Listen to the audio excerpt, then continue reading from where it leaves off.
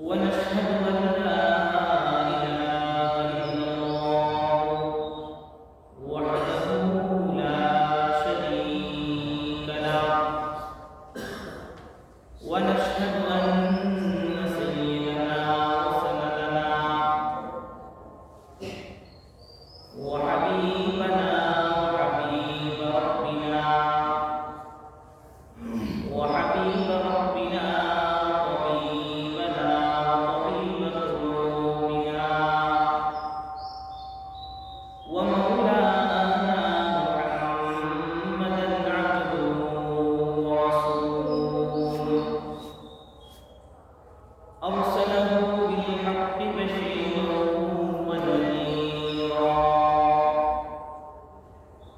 وداعيا إلى الله بإذنه وسراجا وقمرا منيرا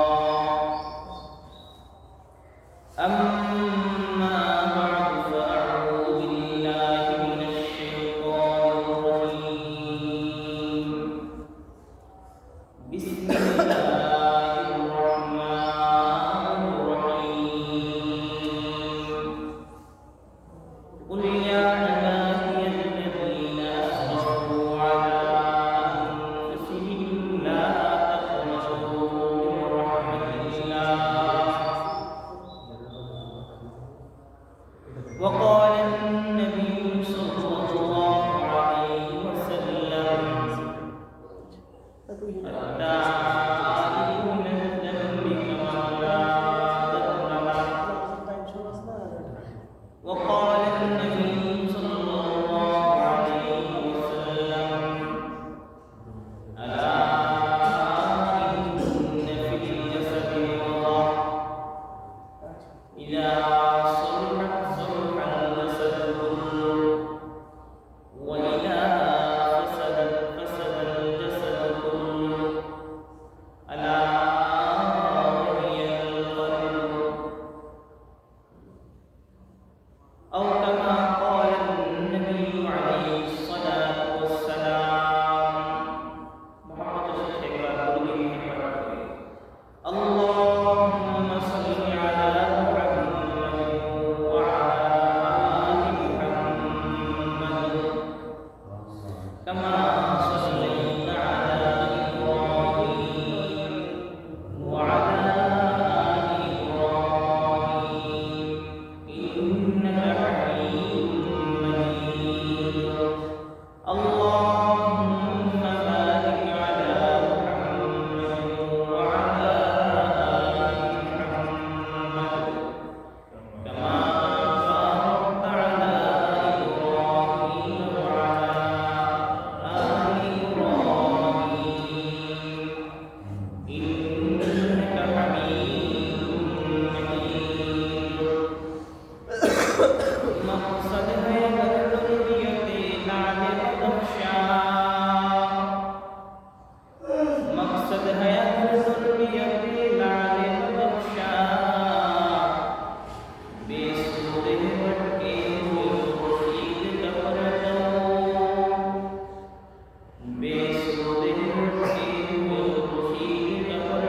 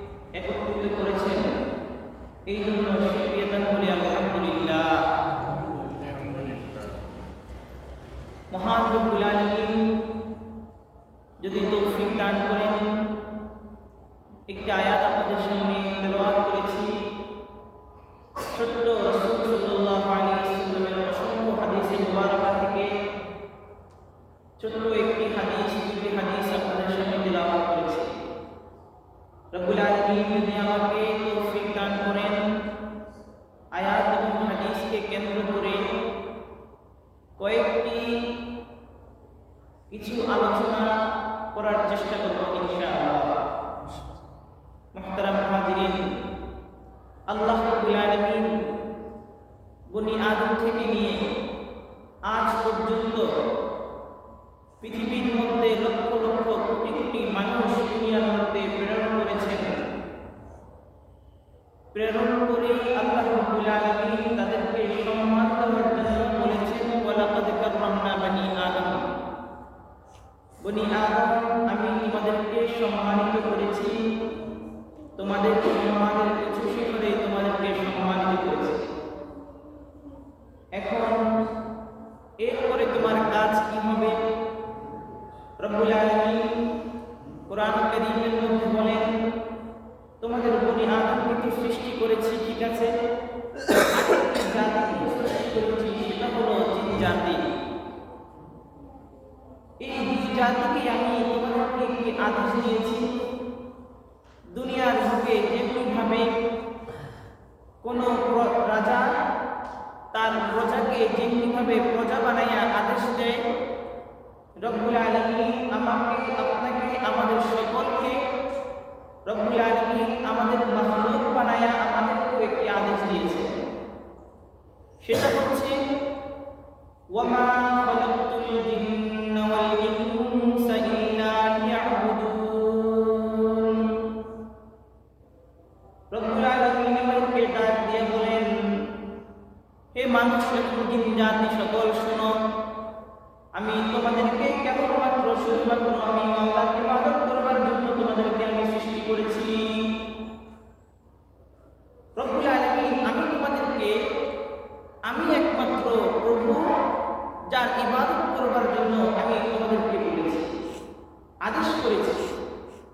এখন তোমার মনে প্রশ্ন আসতে পারে, আমাকে তো আমার মালিক আমাকে আদেশ করেছেন তার ইবাদত করবার জন্য। রব্বুল আলামিন এর পরবর্তী আমাদের পদক্ষেপটা কি হবে?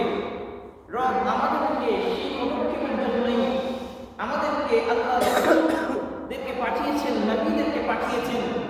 ওনারা এসে আমাদেরকে দ্বীনের দাওয়াত দিয়েছেন এবং আমাদেরকে তালিম দেওয়ার জন্য এসেছেন। এবং আল্লাহ রাসূল সাল্লাল্লাহু আলাইহি ওয়াসাল্লাম নিজেই বলেছেন, বুইস্তু মুআল্লিমা, আমি তোমাদেরকে তোমাদের প্রভু রব্বুল আলামিন, আমাদের প্রভু যিনি আমাকে নবী হিসেবে পাঠিয়েছেন, তিনি পাঠিয়েছেন এর কারণ হলো, তোমরা যে ইবাদত করার জন্য বলা হয়েছে, এই ইবাদতটা তোমরা কিভাবে করবা, কোন পথে গেলে তোমার ভুল হবে, কোনটা তোমার জন্য হালাল, কোনটা তোমার জন্য হারাম, কোনটা তোমার জন্য উপকার, কোনটা তোমার জন্য অপকার, সব কিছুকে বুঝিয়ে দেওয়ার জন্য আমি নবী, আমি পয়গম্বরকে শিক্ষক রূপে তোমাদের কাছে প্রেরণ করেছি। রব্বুল আলামিন এতেও ক্ষান্ত হন নাই। রব্বুল আলামিন বলতে চান, তোমাদেরকে রাসূল পাঠাইছি, তোমাদেরকে শিক্ষাও দেওয়া হয়েছে, তোমরা সে অনুপাতে কাজও করবা।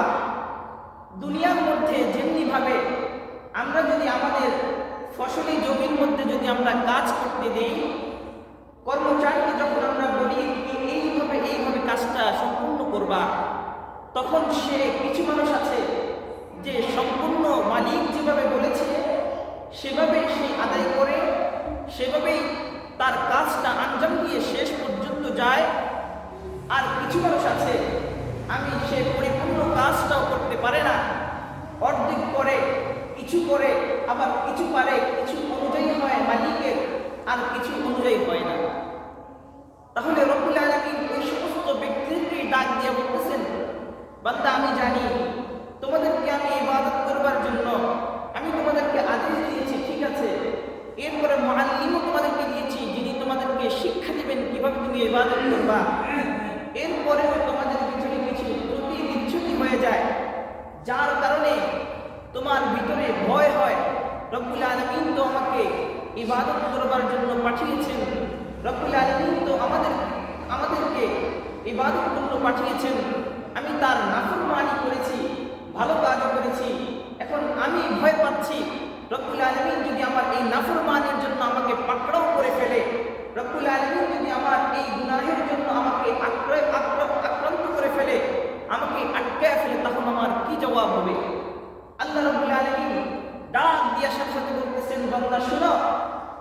কুল ইয়া ইবাদিয়াল্লাযীনা আসরাফু আলা আনফুসিহিম লা তাকনাতু মির রাহমাতিল্লাহ। দুনিয়ার বান্দা, দুনিয়ার ইবাদতকারী বান্দা, আমার মহব্বতের বান্দা, তোমরা শোনো, তোমরা নিজেদের প্রতি শুকর করেছো, তোমরা এটা স্বীকার করো, তোমরা নিজেরা স্বীকার করো এবং নিজের ভিতরে অনুতপ্ত আনো, সেটাও ঠিক আছে, কিন্তু তুমি ভুলে যাও না আমি রব্বুল আলামিন এমন একজন মাওলা, আমি রব্বুল আলামিন 99টি নামের অধিকারী। তার মানে আমি 99 গুণ আমার ভিতরে আছে, যার ভিতরে একটা হলো গফফার। এই দিকে লক্ষ্য করেই বলতেছেন যে তুমি আমার রহমত থেকে কোনোভাবেই নৈরাশ হও না। তুমি যদি পাহাড় পরিমাণ গুনাহ করো, তোমার গুনার পরিমাণ যদি পাহাড় পর্বতের পরিমাণ হয়, তোমার গুনাহ যদি নদী প্রবাহিত হওয়ার মতো গুনাহ হয়, আমি রব্বুল আলামিনের রহমত থেকে তুমি নৈরাশ হও না। আমি রব্বুল আলামিন চাইলে তুমি আমার কাছে একটা বার যদি চাও, তাহলে আমি রব্বুল আলামিন তোমার পাহাড় পরিমাণ যে গুনাহ আছে তা তোমার এক ফোঁটা জল দিয়ে, তোমার এক ফোঁটা চোখের পানি যদি আমার কাছে চাও, ছেড়ে দিয়ে কেঁদে তুমি আমার কাছে বলো, তাহলে আমি তোমাকে মাফ করে দেব। রব্বুল আলামিন একটা পন্থাও রাখছেন, গুনাহ হয়ে গেছে, ভয়ও লাগতেছে, এটাও বললাম, আল্লাহ বলে এটাও বলছে যে আল্লাহর রহমত থেকে নৈরাশ হও না। আল্লাহ বলেন তুমি যে ভয় পাবা, নৈরাশ হবা না, কিন্তু ভয় তোমার ভিতরে কাজ করবে। তুমি মনে করবা আল্লাহ রাব্বুল আলামিন কি আমার গুনাহটা কি মাফ করছে কিনা, আমি কেমনে বুঝবো? আল্লাহ রাব্বুল আলামিন বলেন তুমি যে তওবা করবা, তওবা করার পর যদি নেক আমল করো, ইল্লাল্লাযীনা তাবু ওয়া আমিলুস সালিহাত ফাউলাইকা ইউবাদদিলুল্লাহু সাইয়্যাতিহিম হাসানাত। আল্লাহ রাব্বুল আলামিন বলেন বান্দা, তোমাদেরকে আমি একটা পন্থা দিছি, ওই পন্থা অনুযায়ী তুমি যদি কাজ করতে পারো, তুমি যদি তওবা করো, আমি রব্বুল আলামিন তোমার এই পাপগুলোকে নেকি দ্বারা পরিপূর্ণ করে দিব। রব্বুল আলামিন আমাদেরকে কোনোভাবেই হতাশার মধ্যে ফেলতে চান না। এমন একজন মালিক আমরা পাইছি, যিনি প্রত্যেক দিন রাতের বেলায় প্রথম আসমানে এসে আমাকে ডেকে বলে, আপনাকে ডেকে বলে, সারা পৃথিবীর মানুষদেরকে ডেকে বলে, বান্দা আলা মিন মুস্তাগফিরিন ফাগফিরলা, আছো কোনো গুনাহগার ব্যক্তি আমার কাছে তুমি চাও না, আছো কোনো রিজিক সন্ধানী, আলা মিন মুস্তাগফিরিন ফাগফিরলা, আছো কোনো রিজিক সন্ধানী, তোমার রিজিকের অভাব, তুমি আমার কাছে একবার চাও না, আমি তোমার রিজিকটাকে বাড়িয়ে দিব, আমি তোমার রিজিকের অভাবগুলোকে কাটিয়ে দিব, তুমি আমার কাছে একটাবার চাও। রব্বুল আলামিন এত সুযোগ দিয়েছেন। রব্বুল আলামিন আবার সতর্ক করতে চান। আমি জানি তুমি আমার কাছে তওবা করছো, আমি তোমাকে এত সুসংবাদ দিলাম কিভাবে তোমার গুনাহগুলোকে মাফ করে দিব, এরপরও তুমি সতর্ক বাণী শুনে রাখো, আমি একটা জিনিস কখনোই ক্ষমা করব না, সেটা হচ্ছে আমার সাথে শিরিক করা। যদি কোনো ব্যক্তি তোমরা আমার সাথে শিরিক করো, তাহলে এই জিনিসটা ছাড়া অন্য সমস্ত জিনিস পাহাড় পরিমাণ যদি তোমার গুনাহ হয়ে যায়, তাহলে রব্বুল আলামিন আমি তোমাকে বলছি, তুমি আমার রহমত থেকে নিরাশ না হয়ে আমার কাছে ক্ষমা চাও, আমি তোমাকে ক্ষমা করে দেব। আল্লাহ বলেন ইন্নাল্লাহা লা ইয়াগফিরু আন ইউশরাকা বিহি ওয়া ইয়াগফিরু মা দুনা যালিকা লিমান ইয়াশা। আল্লাহ বলেন যদি তুমি শিরিক করে ফেলো, এই শিরিকের গুনাহ আমি কখনোই মাফ করব না। এখন শিরিক কিভাবে হয় এটা নিয়ে সামনে ইনশাআল্লাহ তোমার সাথে আলোচনা করব, কিন্তু আজকের আলোচনার বিষয় হচ্ছে আল্লাহ বলছেন তোমার পাহাড় পরিমাণ গুনাহ হয়ে গেছে, তোমার কারো 24 বছর হয়েছে, কারো 30 বছর হয়ে গেছে, 60 বছর হয়ে গেছে, এভাবে আমরা আমাদের প্রতিনিয়ত গুনাহের ভাগীদার হচ্ছি, গুনাহ করে ফেলছি, নিজের জীবনটাকে গুনাহের মধ্যে নিবন্ধিত রেখে দিয়েছি। আল্লাহ রাসূল সাল্লাল্লাহু আলাইহি ওয়াসাল্লাম ডাক দিয়ে বলেন তোমরা গুনাহের মধ্যে একত্র থাকো না। আল্লাহ রাব্বুল আলামিন তোমাদেরকে সুযোগ দিয়েছেন, তোমাদের যদি পাহাড় পরিমাণ যদি গুনাহ থাকে, তুমি যদি আল্লাহর কাছে একটা বার চাও, আল্লাহ রাব্বুল আলামিন বলেন ইন্নাল্লাহা ইয়াগফিরুয যুনুবা জামিআ, আমি তোমাদের সমস্ত গুনাহগুলোকে মাফ করে দেব। একটি ঘটনা, হাদিসের একটি ঘটনা আপনাদেরকে শোনাই। একদিন হযরত ওমর রাদিয়াল্লাহু তাআলা আনহু রাস্তা দিয়ে হাঁটছেন, রাসূলের দরবারে যাবে। হঠাৎ করে রাস্তার মাঝখানে দেখতেছেন একজন যুবক হাওমা করে কান্না করছে। হযরত ওমর রাদিয়াল্লাহু তাআলা আনহু তার কান্না দেখে নিজের ভিতরে কান্নার একটি প্রভাব চলে এসেছে। কিছু কিছু কান্না দেখলেও কান্না আসে, এমন কান্না করছে যুবকের ভিতরে ইতস্তবোধ হয়ে গেল, আমি গুনাহ করে ফেলেছি, আল্লাহ আমাকে ক্ষমা করবে কিনা। হযরত ওমর রাদিয়াল্লাহু তাআলা আনহু ব্যক্তিকে জিজ্ঞাসা করলো, হে ভাই তুমি কান্না কেন করতেছো, হাওমাও কেন করতেছো? লোকটি হযরত ওমর রাদিয়াল্লাহু তাআলা আনহুকে বললেন, ওহে আল্লাহর নবীর সাহাবী শুনো, আমি এমন একটা গুনাহ করে ফেলছি যা আমি তোমার কাছে বলতেও আমার লজ্জাবোধ হয়, কিন্তু আমি গুনাহ করছি এটা সত্য, আল্লাহ আমাকে ক্ষমা করবে কিনা, এই জন্য আমি অনুতপ্ত হয়ে আল্লাহর কাছে ক্ষমা প্রার্থনা করছি, আমি ভয়ে আছি আল্লাহ আমাকে ক্ষমা করে কিনা। এই অবস্থায় হযরত ওমর রাদিয়াল্লাহু তাআলা আনহু আল্লাহর নবী সাল্লাল্লাহু আলাইহি ওয়াসাল্লামের কাছে গিয়ে উপস্থিত। রাসূল সাল্লাল্লাহু আলাইহি ওয়াসাল্লাম দেখে বললেন, হে ওমর, আপনার চোখে পানি কেন? আপনি কান্না করছেন কেন? আপনার কি হয়েছে? আপনি একটু আমাকে খুলে বলুন। হযরত ওমর ফারুক রাদিয়াল্লাহু তাআলা আনহু রাসূল সাল্লাল্লাহু আলাইহি ওয়াসাল্লামকে ডাক দিয়ে বললেন, আল্লাহর হাবিব, রাস্তা দিয়ে আসার সময় আমি একজন যুবককে দেখতে পেলাম, যে যুবক হাওমাও করে কান্না করছে, তার কান্না দেখে আমার কান্না চলে আসছে। আল্লাহ রাসূল জিজ্ঞাসা করলেন, কেন কান্না করে? বললেন, লোকটি নাকি এমন কোন গুনাহ করে ফেলছে যার থেকে সে মাফ পাবে কিনা, ক্ষমা পাবে কিনা, এই জন্য সে কান্নায় ভরপুর হয়ে গেছে। আল্লাহ রাসূল সাল্লাল্লাহু আলাইহি ওয়াসাল্লাম হযরত ওমর রাদিয়াল্লাহু তাআলা আনহুকে বললেন, ওমর, আপনি যান লোকটিকে নিয়ে আসেন আমার কাছে। আল্লাহর নবীর কাছে আয়েশা যখন উপস্থিত হলো, রাসূল করিম সাল্লাল্লাহু আলাইহি ওয়াসাল্লাম ঘোষণা করে বলছে, লোকটি কান্না আরো তীব্র হয়ে গেল, আরো হাওমাও করে কান্না করছে। দয়ার নবী, মায়ার নবী, রহমতের নবী সাল্লাল্লাহু আলাইহি ওয়াসাল্লামের কাছে গিয়ে যদি আমি কোনো ঠাই না পাই, আমার মনে হয় পৃথিবীতে আর কোনো জায়গায় ঠাই হবে না। লোকটি হাওমাও করতে করতে পাহাড়ের চিপার মধ্যে চলে গেছে।